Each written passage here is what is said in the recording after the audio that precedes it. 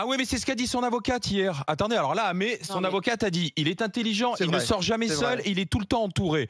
Et donc, et un mec comme ça, il sait très bien, ce qui peut lui arriver et que ça peut lui tomber sur la gueule. Mais en même temps, si tous les joueurs, en tout cas de la Bundesliga, y vont, on n'a pas entendu que tous les joueurs étaient accusés de viol. Donc peut-être que c'est une boîte, effectivement, où on s'amuse bien, où il y a des nanas, etc.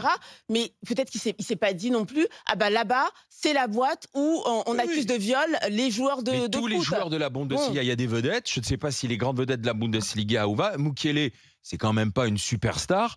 C'est le pote, d'ailleurs on le présente comme le pote de Mbappé.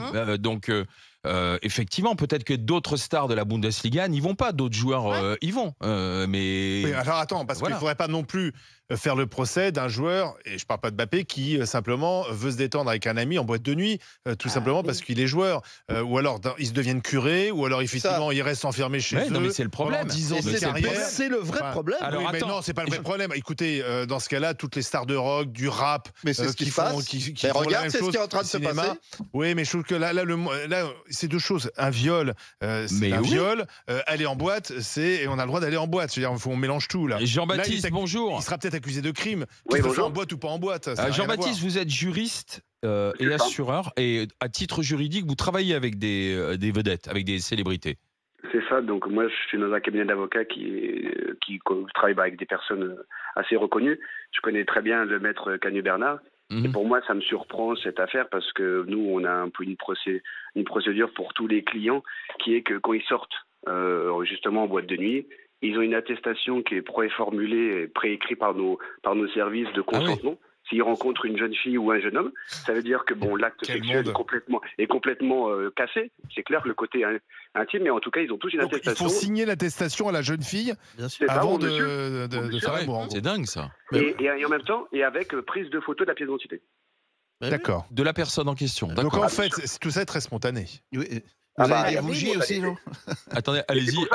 Mais c'est pour ça que ça me surprend beaucoup et c'est pour ça que je ne la connais pas personnellement, mais je connais bien le cabinet du maître Cagnes-Bernard. Mais c'est pour ça que, je pense que, comme le disait l'auditeur précédent, il y a le monde médiatique veut des fois faire du buzz et je pense que... Peut-être que là, cette fois-ci, il a oublié de faire signer l'attestation. Il y a des Elle choses. n'avait pas de stylo, peut-être? Non, mais après, comme vous l'avez dit, c'est souvent un buzz qui va se faire. Et puis qu'au final, ça va être démenti très rapidement. Il faut être prudent. Il faut être prudent dans un sens ou dans un autre. Moi, je veux bien qu'on parte sur la théorie du complot et de la manipulation et du piège, ce qui est possible, puisque d'autres se sont fait piéger dans d'autres histoires. Mais pardon, l'autre hypothèse est aussi valable. Donc attention, soyons très prudents. Parce qu'il ne faudrait pas que l'emballement médiatique soit que d'un côté. Alors. Mais c'est justement, c'est le côté très complexe de ces situations-là. C'est que bien sûr que la parole de la femme qui a pu potentiellement se faire violer est non contestable. Et c'est un droit, et justement, il faut y veiller à faire très attention. Et je pense que ces dernières années, l'évolution des mœurs est d'aller plutôt dans le bon sens pour les femmes. Mais après, oui, il ne faut pas oublier qu'on est dans un monde où l'argent règne et qu'il y a des femmes qui peuvent se dire, comme l'exemple de Nafissatou Diallo avec l'affaire Strauss-Kahn, qui au final se disent, regarde, elle s'en est sortie avec 7 millions de dollars. Moi, si j'arrive à faire ce truc-là, c'est ma vie qui est faite. Sauf qu'elle avait vraiment été violée et personne ne le contredit. Après, n'oubliez pas que l'histoire n'est pas allée au bout à cause du doute raisonnable qui a été avancé. Et puis surtout, il y a eu une négociation aussi. Il y a eu une négociation. Oui, parce qu'il y a eu doute raisonnable, ils ont négocié. Oui. Alors, et puis tout le monde le sait qu'à l'époque, M. Strauss-Kahn était au FMI, qu'il avait un rival russe. Et on sait que c'est souvent des méthodes russes d'intimidation.